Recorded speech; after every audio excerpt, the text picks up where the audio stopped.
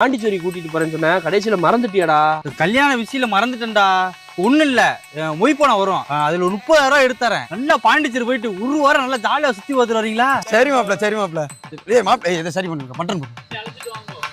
ஏய் மாப்ளை கூட்டிட்டு வச்சுடா, வா வாடா வாடா வா. என் கண்ணே பட்டும் போல, சூப்பரா இருக்கு. The next day.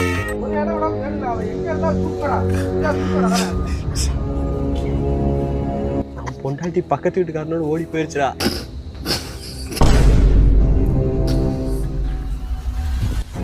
மாப்ள, இப்பதான் மாப்ள விஷயம் கேள்விப்பட்டேன். கேட்கவே கஷ்டமா இருக்கு மாப்ள. உன் கஷ்டம் எனக்கு புரியுது மாப்ள.